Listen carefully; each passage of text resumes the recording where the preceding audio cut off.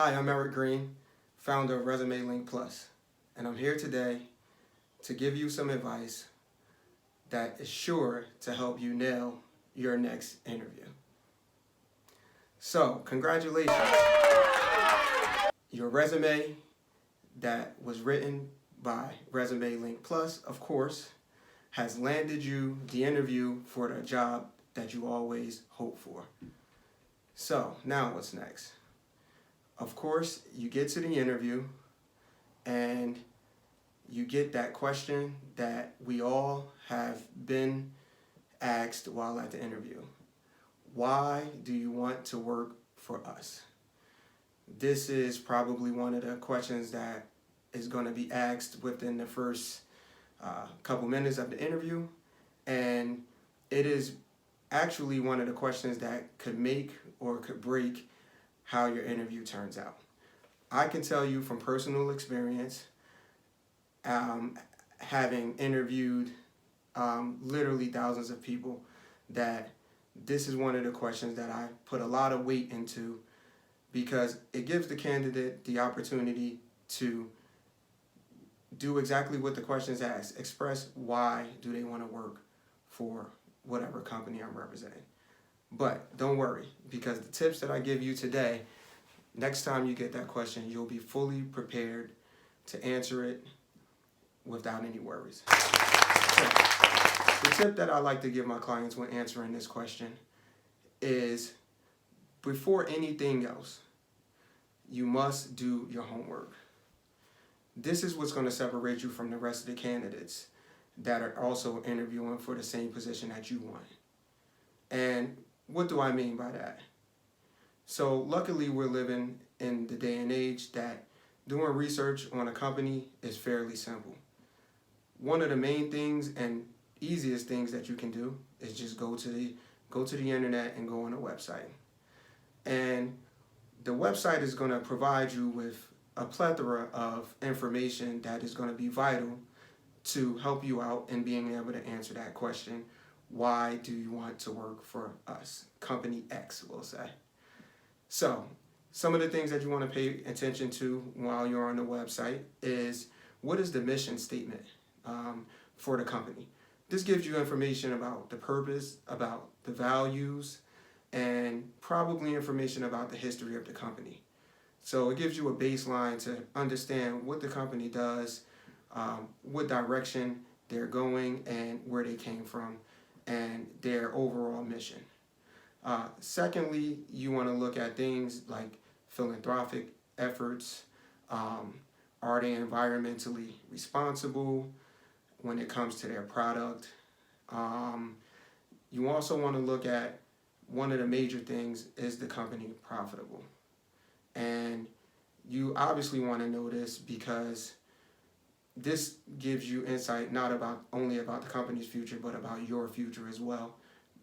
Just because if the company isn't profitable, then the company probably isn't going to exist for very long, and they don't need you. Also, you want to know information about whether the company is publicly traded. If so, you might want to look at some things on the stock market to see how they're doing. And if not, then that's fine too. Secondly, but probably more importantly, what you want to look at is information about the culture of the company. And the internet is a great resource that you can use to find out that information as well. What I suggest to my clients, and what I have done personally in job hunting, is to go on Glassdoor, is one of the websites.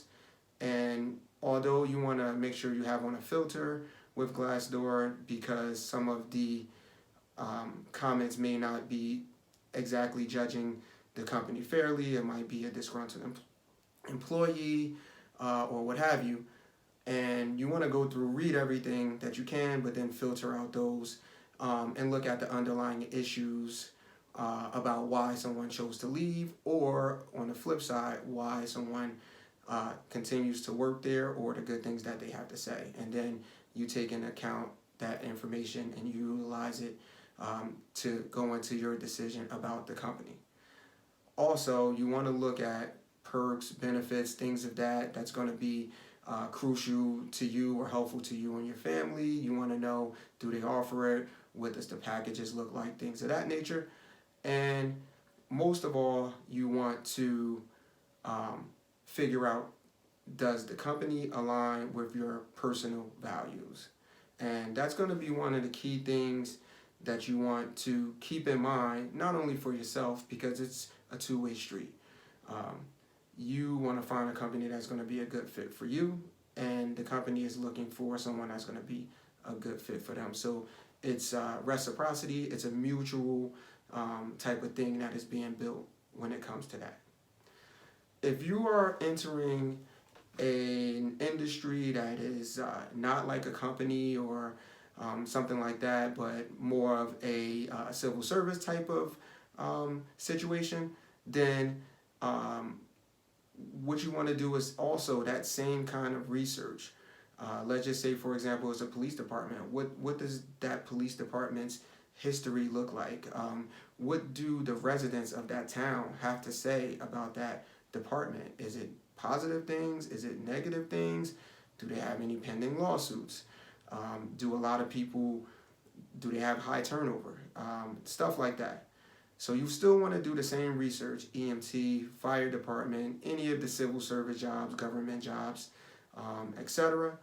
But when it comes to the civil service jobs and any of these jobs or things that I just named here, the main thing that you want to remember after doing your research, and the reason for your research, is because you have to approach the situation like such. It's basically, look at it as if you are courting someone. So what do I mean by that? When you're courting someone, ideally, you want to impress the person that you're courting. When it comes to interviewing, and especially for that question, why do you want to work for us? You have to look at it as though you are courting that job, courting that, figuratively, hiring manager that's on the other side of the desk. So you want to make them feel good.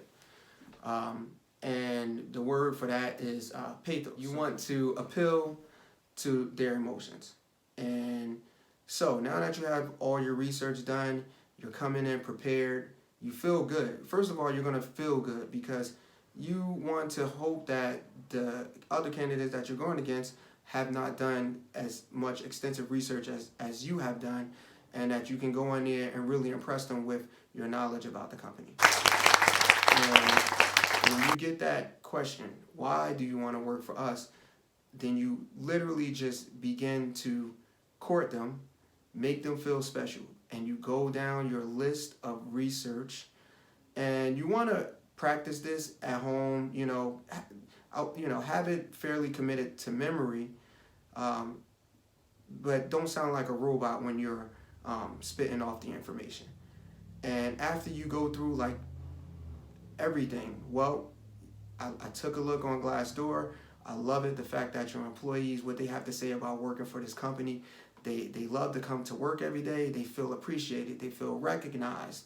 The benefits are everything. I noticed that compared to the other competitors in the industry, you're number one in sales annually, yada, yada, yada. You go through your whole spew, all in order to appeal to the emotions of that hiring manager, bubble them all up, make them feel good, Think about it. If they're on the other side of the desk and they're interviewing, then that means that they probably have a pretty decent amount of stake or dedication to that company. And so the last thing that you want to do is not do your research and come into the interview and be asked that question and you say something like this. And these are some things that I highly suggest that you do not say, because realistically, chances are the interview is going to be over. So, one, yes, we all need money. We want money. However, to tell someone that you're courting, figuratively, that you just want to be there for money is not impressive to them. All right, you don't know anything about them. You just want it for money. Hey, this company, that company, all of the companies are offering money, so we know that's without being stated that it's for money. We know that. We're looking for the other reasons about why you would want to work for company X. Really, outside of anything that's going to be impressive to the hiring manager, that's going to show that you did your research about the company, that's going to appeal to their emotion and really get them to believe that you want to be there for all of the multitude of right reasons. Anything outside of that, the person that comes in after you, if they're able to do that, and then still have a strong interview with the rest of the questions that's going to be asked, no matter what your background is, educational level, things of that nature, that question can certainly rule you out. So to wrap up, again, when you sit down for an interview and you get asked, why do you want to work for us? Come in strong with having done your research about the company. Make sure that you are confident in your answers. You're looking the hiring manager directly in the eye. Make sure you appeal to their emotions. Make sure you tie everything back to the fact that the reason why you care about these things is because it aligns with your personal values. So if you're a person that's into philanthropic efforts and you see that they participate in a number of volunteer events every year, that's one of the main things that drove you to that company. If you are someone that loves a fun culture, laid back type of situation, and that company's offering, that is something that aligns with your values, and that's a reason why you want to work for that company. And if you answer the questions like that, I am not going to guarantee it, but the chances that you get that position are very, very strong. So, again, I'm Eric Green, founder of Resume Link Plus, and we are a full-service resume writing company. In addition to interviewing preparation and also group training, also professional networking support. And so my website is right here behind me, www.resumelinkplus.com. And if you're interested in having a resume written for you, or interview preparation, or any of the services that I just named, you can visit my website. Everything is up there, and I will be more happy to help you. Until next time, good luck and prepare.